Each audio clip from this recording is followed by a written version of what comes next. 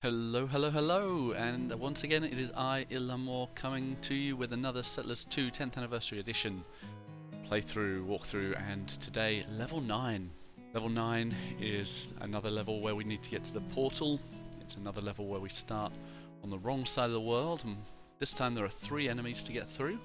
We are going to do our best to avoid at least one of those enemies and hopefully 2. We'll see how we go. You know, I've always found level 9 to be the easiest. I find it easier than level 1 because you just have to move right through from the beginning. You're heading straight for the portal. That's your aim, and so we're going to set up. We're going to set up with a barracks to get moving. There's 2 ways to go about this. You can go north to the harbour, or you can go west to the kind of the land bridge. Today I'm going to try the harbour method. I think it's faster. And what I like about this is you're on this thin strip of land. There's not too much you can do, but right away you can start building gold, you can start building coins, producing coins. You don't build coins really. Build mints, you build mines. But we produce coins, and we'll do that straight from the beginning. We're going to completely outproduce our competitors, and we're going to check in using the charts. We're not going to bother with farms, and this is something that I learned since doing my focus on the hunter and focus on the fisherman series. For this level we can get by without farms. Now we might build 1 or 2 just because it's part of the game, but you can just build hunters' huts and fishermen, and they can provide enough food for your mines to get through this level. So that's why I like it. It's because it's different. It's not building your traditional settlers economy. It's just mixing it up a bit. Anyway, so yeah, you see we're building the fishermen, we've got our mines, we've got our barracks building. I'm going off to the west as well, just so that we can get more hunters in there, because as you remember, hunters will deplete the wildlife and then run out.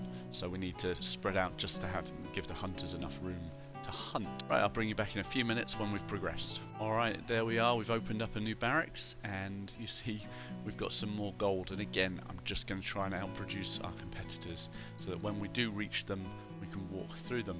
So that's why we've built another gold mine. We're not going to build any iron mines because we're not going to need any extra tools, and we're not going to need any extra soldiers. We're just going to get by with the soldiers we've got.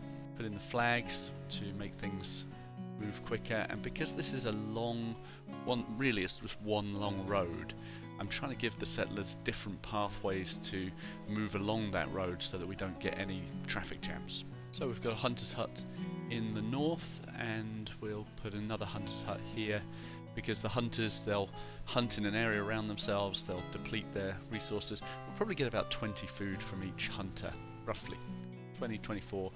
And then the fishermen as well, and each hunter's hut will produce enough to keep 1 mine running, and you need 4 fishermen really to keep 1 mine running. So 2 hunters' huts and these 2 fishermen, well, they'll keep our mines running close to 100%, maybe 90%.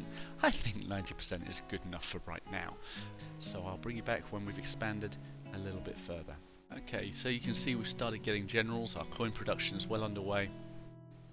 And here's a little trick that I like to do. You go into the settings and you set it to send the weaker soldiers out first, and then you take barracks that have generals in them and you evacuate them, and then pretty much immediately you unevacuate them and you get a new soldier in who can get more coins, who can then be turned into a general. And it's a good way to just start building up your generals over time. Now often I'll do that once we meet the enemy with a stronghold, but on a level like this where we're just building slowly, it's a great idea to do it over time with the barracks, just as you go.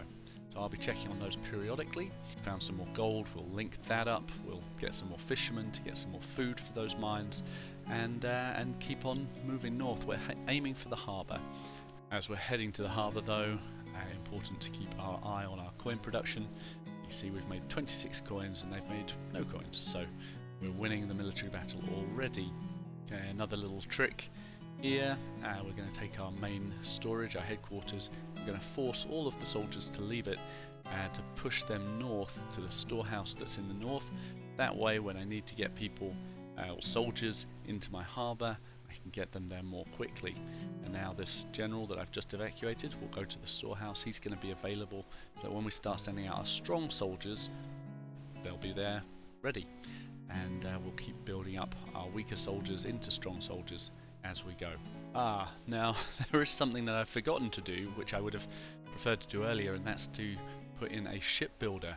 So this looks like the best position that we've got right now, because contrary to common belief, the shipbuilder can go anywhere, and then the ship, once it's ready, will make its own way to the harbour. You don't need to put the shipbuilder next to the harbour, so that's not something you need to wait for. And I had forgotten about that. I was going to do that quite a bit earlier, but here we go. The other thing that's important is not to forget, when the shipbuilder is ready, to get him building ships and not rafts. And we'll probably just build one ship at first. Eventually we'll have a fleet. Alright, and there's the harbour. Harbour is into view, so here we go with a barracks, and we'll build the harbour shortly. Okay, time to check on our production, and yeah, we've made 82 coins. They've made maybe 4 coins, who knows. Our military strength is way higher than theirs because we've got the generals. I'm assuming military strength is on hit points, but yeah, if someone knows about that, let me know. And up here, I'm sorry to say I made a mistake. I've positioned my harbour, but the way that I've positioned my barracks there means that I can't actually build any road because of those trees. So to get around that, I'm going to build a woodcutter's hut and just chop down those trees to be able to build the path. So a bit of a mistake there, but I don't really mind because we're just getting stronger and stronger. We're out-producing the enemy, and so, okay, it is moment of truth time. Our expedition is ready. Are we going to be able to get to the harbour that we want? We are going to have to go through enemy territory to get there, which, yep, see the greens, but because there are no sea battles, we'll be alright. So yeah, I'm just hoping that there is a harbour available on the main island. Now there's a central island that we're trying to get to. This is not it.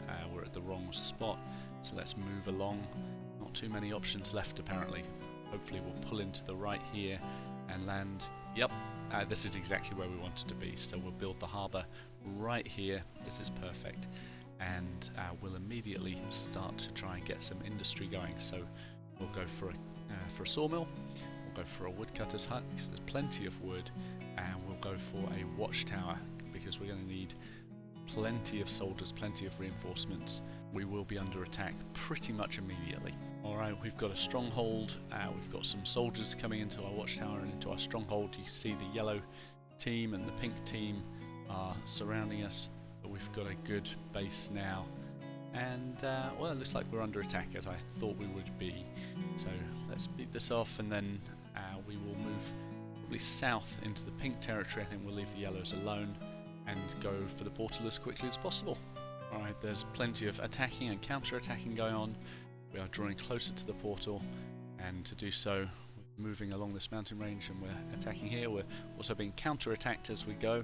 So yeah, it's all fun and games. There'll be some back and forth, and our hardest part here is trying to get our soldiers over. They're coming over very slowly on the boats, so if it wasn't for the limits of water transportation, we'd have done this already.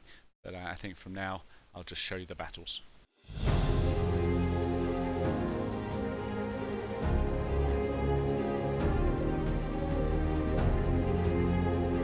Well, the enemy is doing their best to stop us, but it's not going to work because we've just outproduced them, outperformed them. You can see our military strength is going down pretty fast. That's because we're being attacked by so many people. We have defeated so many more of their soldiers. Green, of course, is on the up, but they're nowhere near us. They're not attacking us, so we're not worried about them. We're just worried about the yellows and the pinks. Right, we've defeated that army. Let's continue with our conquest.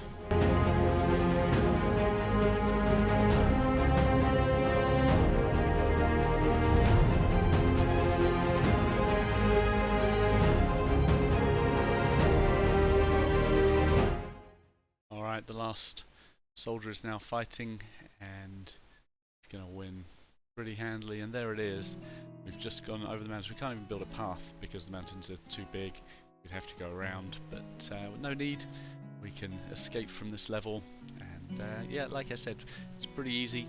We utilise this harbour to kind of shortcut across the level by building north up here, and as you remember, our kind of long road of settlers from the base. We've got a whole fleet to ferry people back and forth, which became necessary in the end. This level took about an hour of my time. It'll take you about 10 minutes to watch, and proper gameplay, game time, it was 3 hours. So if you played it at normal speed, it would take 3 hours. And yeah, well, I was going to be able to build a path, but they re-attacked me. Anyway, I hope you enjoyed this walkthrough, and as you can see, it was one of the easier ones. The next one though is level 10, the final level. So have a lovely day. I hope this increases your enjoyment of Settlers 2, the 10th anniversary edition. I'll see you next time.